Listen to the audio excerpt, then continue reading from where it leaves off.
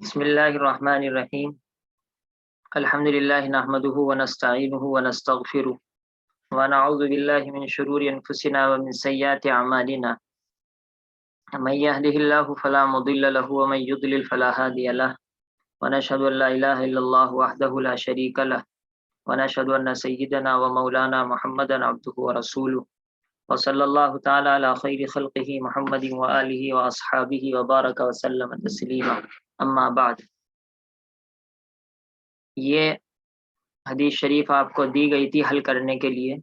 وعن ابی ہریرہ رضی اللہ تعالی عنہ ان رسول اللہ صلی اللہ تعالی علیہ وآلہ وسلم قال یضحک اللہ سبحانہ وتعالی الی رجلین، اللہ تعالی ہنستے ہیں دو آدمیوں کو دیکھ کر، یقتل احدہما الآخر، ان میں سے ایک دوسرے کو قتل کر دیتا ہے، یدخلان الجنت، پھر بھی وہ دونوں جنت میں داخل ہوتے ہیں۔ اب میں جو ترجمہ کر رہا ہوں پھر بھی وہ جنت میں داخل ہوتے ہیں، یہ سب محاوری ترجمہ ہے، یعنی ایک عربی کے انداز کو اپنے پاس لے لیا اور اس انداز کو اردو کے اندر ڈھال رہا ہوں، مطلب لیکن آپ وہی ترجمہ کریں جو لفظی ترجمہ کرتے ہیں۔ یقاتل ھذا فی سبیل اللہ، یہ پہلا آدمی تو اللہ کے راستے میں قتال کرتا ہے، فیقتل، اور پھر شہید کر دیا جاتا ہے، ثم یتوب اللہ علی القاتل، اور پھر اللہ تعالیٰ قاتل کی طرف بھی متوجہ ہوتے ہیں، فیسلم، تو یہ قاتل اسلام قبول کر لیتا ہے، فیستشہد، اور شہادت حاصل کر لیتا ہے۔ تو اس کی شرح چل رہی تھی، آج بھی میں نے حدیث شریف آپ کو نہیں بھیجی تھی، اس وجہ سے یہ شرح ہی حل کر لی جائے۔ یہ شرح آسان ہے، یہ مشکل نہیں ہے کل کی طرح، اس وجہ سے آپ پریشان نہ ہوں۔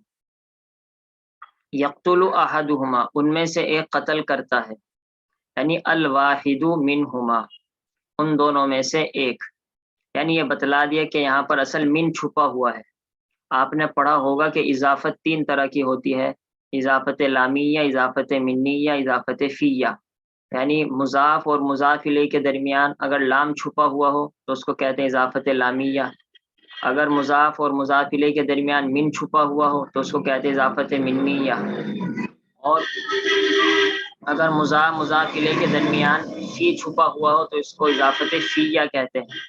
تو یہاں پر من چھپا ہوا ہے، ان میں سے ایک قتل کرتا ہے، یعنی ان دونوں میں سے واحد ایک، الآخرہ دوسرے کو، تو دوسرے سے کون مراد ہے؟ ای صاحبہ، یعنی اپنی ساتھی کو قتل کرتا ہے۔ یہاں پر صاحبہ مفعول بہ ہے، اس وجہ سے منصوب پڑھا جائے گا۔ ثم یدخلان الجنت، دیکھیے مجھے تو مزہ آ گیا، پتہ نہیں آپ کو آیا نہیں آیا، یہاں پر ثم ہے اصل میں، پھر وہ دونوں جنت میں داخل ہوتے ہیں۔ تو جو میں نے حدیث شریف کا ترجمہ کیا تھا نا، جس کو میں کہہ رہا تھا میں الفاظ ڈھال رہا ہوں، میں نے یہاں کیا ترجمہ کیا تھا کہ اللہ تعالیٰ دو آدمیوں کو دیکھ کر ہنستے ہیں، ان میں سے ایک دوسرے کو قتل کرتا ہے، پھر بھی وہ دونوں جنت میں داخل ہوتے ہیں، یہ ترجمہ کیا تھا نا میں نے، پھر بھی، حالانکہ میں نے اپنی طرف سے کیا تھا یہ، لیکن یہاں دوسرے نسخے میں ثم ہے، تو اس کا مطلب ہے حدیث شریف میں ثم ہے، اور اسی سے مطلب اصل بیٹھتا ہے کہ ایک دوسرے کو مار رہے ہیں اور کمال کی بات ہے جنت میں جا رہے ہیں، پھر بھی جنت میں جا رہے ہیں، اردو میں کہتے ہیں نا پھر بھی جنت میں جا رہے ہیں، تو یہ پھر بھی یہاں پر یہ ثم اس کے معنی میں ہے۔ ثم یدخلان الجنت، پھر بھی جنت میں داخل ہو رہے ہیں۔ اچھا، اب کیسے جنت میں داخل ہو رہے ہیں؟ یہ تو اجمال تھا، اس کی ڈیٹیل، اس کی تفصیل یہاں سے بیان کی۔ ثم بین ذالک الاجمال، بین یبین باب تفصیل سے پھر واضح کیا اس اجمال کو، ذالک الاجمال مفعول بہ ہے۔ دیکھیے یہاں پر اس میں اشارہ میں ہوتا یہ ہے کہ اصل مفعول بہ تو ذالکہ ہے، تو اصل ذالکہ منصوب ہے مفعول بہ کی وجہ سے، لیکن آپ کو معلوم ہے ذالکہ اس میں اشارہ ہے، اور اس میں اشارہ مبنی ہوتا ہے، تو ذالکہ تو مبنی ہے اپنی حالت پر۔ الاجمالہ پر جو لام پر زبر آیا، آپ یہ نہیں کہیں گے کہ یہ مفعول بہ ہونے کی وجہ سے منصوب ہے، اگرچہ میں نے بھی کہہ دیا تھا، لیکن حقیقت میں جب آپ سے کوئی باقاعدہ گرامر کی بات پوچھے تو آپ یہ نہیں کہیں گے کہ مفعول بہ ہونے کی وجہ سے منصوب ہے، کیونکہ مفعول بہ تو ذالکہ ہے، آپ بلکہ کہیں گے الاجمال صفت ہے ذالکہ کی، الاجمال صفت ہے ذالکہ کی، اس میں صفت تو نہ بنائے، ترکیب میں بہت اختلاف ہے۔ آسان سی بات یہ ہے کہ اس میں اشارہ اور مشار الیہ کا اعراب ایک ہوتا ہے، یہ تو آپ نے سب جگہ پڑھا ہوگا۔ اس میں اشارہ اور مشار الیہ کا اعراب ایک ہوتا ہے، کیا مطلب؟ یعنی یہ ذالک اس میں اشارہ منصوب ہے مفعول ہونے کی وجہ سے، لہذا المشار الیہ یعنی جس کی طرف اشارہ کیا جا رہا ہے وہ بھی منصوب ہوگا۔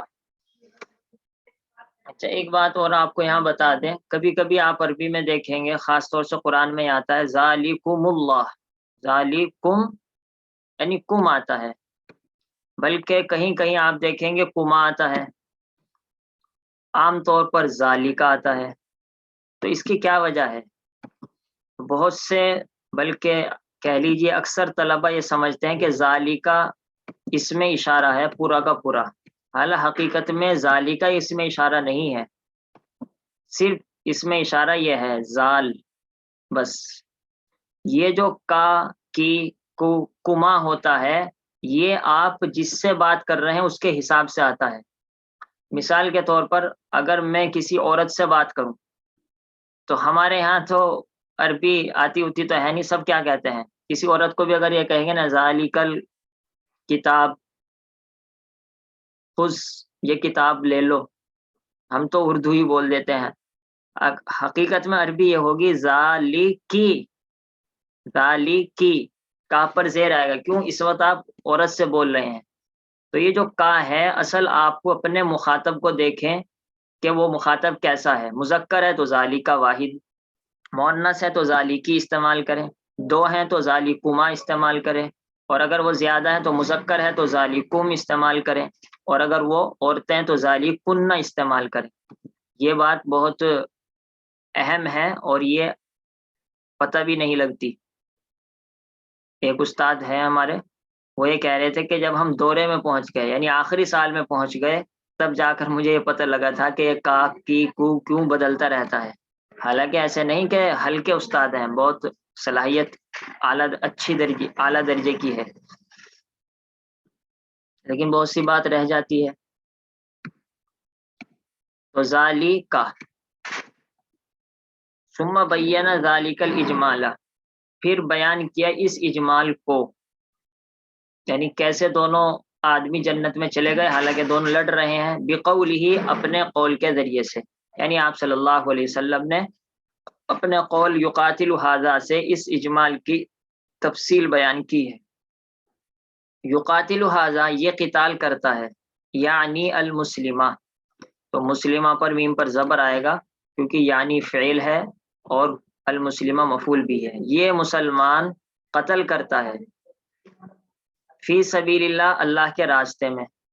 اللہ کے راستے کا کیا مطلب ہے؟ ایسا تو ہے نہیں کہ کوئی راستہ ہے جو اس کے چلنے سے آدمی اللہ تک پہنچ جائے گا، یہ مطلب تو ہے نہیں۔ مطلب کیا ہے؟ لِإِعْلَاءِ کلمۃ اللہ،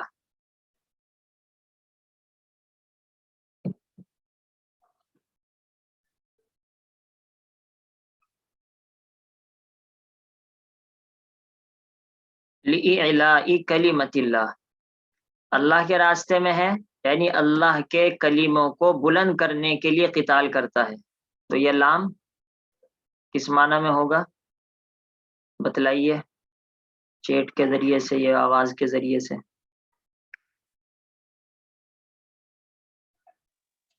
سبب کے لیے، لام سبب کے لیے ہے جی؟ اللہ کے کلمے کو بلند کرنے کے لیے نا۔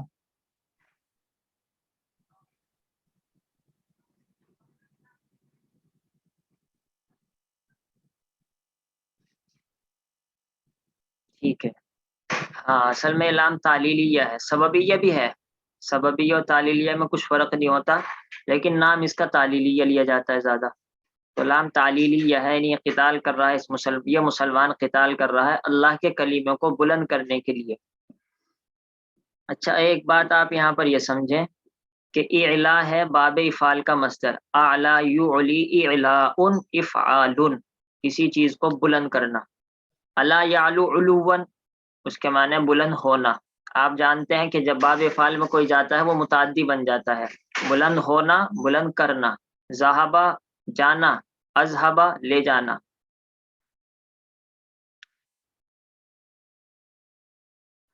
اتا آنا، آتا لانا، تو باب فعل میں جا کر وہ متعدی بن جاتا ہے. یہ تو ایک بات ہوئی. دوسری بات اصل سمجھانی ہے، اعلا بلند کرنا. اب دیکھیے یہ مصدر ہے، مصدر کی اضافت کے 5 طریقے ہیں جو آپ نے شرح میت میں پڑھے ہوں گے. میں پانچوں نہیں بیان کروں گا، آپ الجھ جائیں گے. جس 2 بیان کروں گا صرف آسان. کبھی تو مصدر کی اضافت ہوتی ہے فاعل کی طرف، یعنی مضاف الیہ حقیقت میں مصدر کا فاعل ہوتا ہے. جیسے مثال کے طور پر آپ کہیں میں نے دیکھا زید کا جانا، تو جانا کیا بنا؟ مصدر. میں نے دیکھا، پہلے یہ بھی بنا لیجئے، نظر تو، میں نے دیکھا، کیا دیکھا؟ زید کا جانا. کا کی آ رہا ہے تو آپ اس کو اضافت کے ساتھ استعمال کریں گے، لیکن حقیقت میں جانا مصدر ہے. اور جب یہ جانا مصدر ہے تو اب اس کا فاعل بھی ہوگا یعنی جانے والا، اور مفعول بھی ہوگا. ہم مان لیتے ہیں جہاں جا رہا ہے وہ مفعول بھی ہے، اگرچہ وہ مفعول فی کہا جاتا ہے، لیکن ایک نحویوں کا ایک قول مفعول بھی کا بھی ہے. تو اب آپ کہیں گے ذہاب زیدن، تو اب آپ یہاں پر یہ کہیں گے کہ مصدر کی اضافت فاعل کی طرف ہوئی ہے، اضافت المصدری الی الفاعل. جب آپ عربی کتابیں پڑھیں گے تو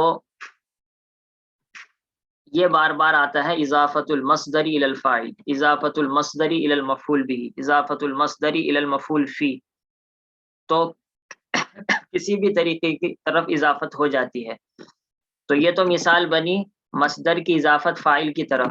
تو اب آپ جب یہ سمجھ جائیں گے تو ترجمہ اچھا کر سکتے ہیں. میں نے زید کا جانا دیکھا. آپ بصیرت کے ساتھ ترجمہ کریں گے کہ جانے کا فاعل زید ہے. یہاں پر اعلا کلمت اللہ میں بلند کرنا، بلند کر رہا کون؟ بلند تو یہ آدمی کر رہا ہے جو آدمی قتال کر رہا ہے. تو اعلا کا فاعل تو حقیقتاً یہ کہلائے گا، لیکن مضاف الیہ کیا ہے یہاں پر؟ کلمت اللہ. بلند کر رہا ہے اللہ کے کلمے کو، تو حقیقت میں یہ مفعول بھی ہے. تو معنی کے اعتبار سے مفعول بھی ہے، لیکن جب آپ نے مصدر کو مضاف بنا دیا تو اب آئندہ مضاف الیہ بنے گا، چاہے وہ حقیقت کے اعتبار سے فاعل ہو جیسے زید تھا لیکن پھر بھی مجرور ہوا، چاہے وہ حقیقت کے اعتبار سے مفعول بھی ہو تو منصوب ہونا چاہیے، لیکن مضاف الیہ جب آپ نے بنا دیا تو اب بھی مجرور ہوگا. تو اس وجہ سے اعلاء کلمت اللہ پڑھا جائے گا. اعلاء تو مجرور ہے لام کی وجہ سے، اور کلمت اللہ مجرور ہے مضاف الیہ کی وجہ سے. تو اس کو ہم کہیں گے اضافت المصدری الی المفعول به. اب آپ ترجمہ اچھا کر سکتے ہیں کہ یہ آدمی قتال کرتا ہے اللہ کے راستے میں، یعنی اللہ کے کلیموں کو بلند کرنے کے لیے. اللہ کے کلیموں کو عام طور پر اردو میں مفعول بھی کے ساتھ آتا ہے، عام طور پر کہہ رہا ہوں، ہمیشہ نہیں. اللہ کے کلیمے کو بلند کرنے کے لیے.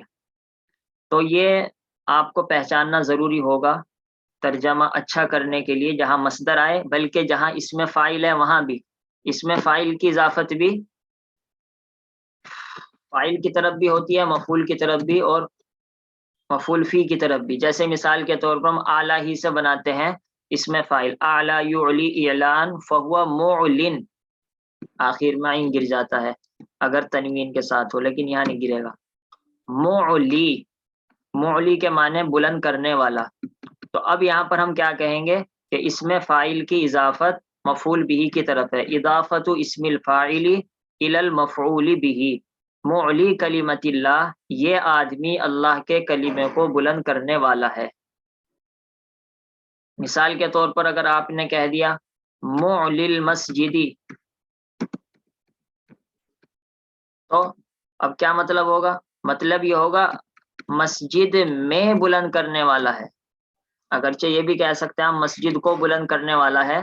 تو اگر آپ یہ ترجمہ کریں مثال کے طور پر کہ مسجد میں بلند کرنے والا ہے اللہ کے کلمے کو، تو ہم کیا کہیں گے کہ مسجد حقیقت کے اعتبار سے مفعول فی ہے. تو اب یہاں اضافت کون سی بنی؟ اضافت اسم الفاعل الی المفعول فی، کہ مصدر اسم فاعل کی اضافت مفعول فی کی طرف ہوئی. تو تو اس میں فائل میں بھی آپ یہ پہچانیں تاکہ ترجمہ صحیح کر سکیں۔ اس کے بعد ہم اس میں مفعول بھی استعمال کر سکتے ہیں۔ اس میں مفعول کی اضافت نائب فاعل کی طرف بھی ہوتی ہے، مفعول بھی کی طرف بھی ہوتی ہے، مفعول فی کی طرف بھی ہوتی ہے، پتہ نہیں کس کس کی طرف ہو جاتی ہے۔ مثال کے طور پر ہم کہیں منصور المسلمین، منصور المسلمین کا کیا مطلب کہ یہ مسلمانوں کی طرف سے اس آدمی کی مدد کی گئی ہے۔ منصور المسلمین اضافت المفعول به الی نائب فاعل، نائب فاعل کی طرف اضافت ہو گئی منصور المسلمین۔ مائک بند کیجئے۔ یہ بہت اہم بات ہے، اگرچہ اس کا اعراب سے تعلق نہیں ہے، لیکن عربی سمجھنے کے لیے اور قرآن حدیث سمجھنے کے لیے بہت ضروری چیز ہے۔ تو اللہ کے کلیمے کے لیے یہ آدمی خیر قتال کرتا ہے۔ ہم تو آگے چلتے ہیں۔ فیقتل، پھر یہ قتل کر دیا جاتا ہے۔ اے یقتلہ کافرون، کافر اس کو قتل کرتا ہے تبھی تو یہ شہید ہوا۔ ثم للترتیب فی الاخبار، ثم یہ خبر کے اندر ترتیب کے لیے ہے، اس کو سمجھ لیجئے، بار بار آتا ہے اگرچہ تھوڑا مشکل پڑ سکتا ہے۔ دیکھو ثم ترتیب کے لیے آتا ہے تو سب جانتے ہیں، لیکن ایک ہوتی ہے ترتیب بیان کرنے کے اندر، ایک ہوتی ہے ترتیب حقیقت میں۔ مثال کے طور پر مغرب کی نماز پہلے پڑھتے ہیں آپ اور عشاء کی نماز بعد میں پڑھتے ہیں، تو کیا کہیں گے آپ؟ صلیت المغرب ثم صلیت العشاء، میں نے مغرب کی نماز پڑھی پھر عشاء کی نماز پڑھی، تو حقیقت میں مغرب پہلے ہے پھر عشاء ہے، بالکل صحیح۔ اس کو کہتے ہیں ترتیب خارجی۔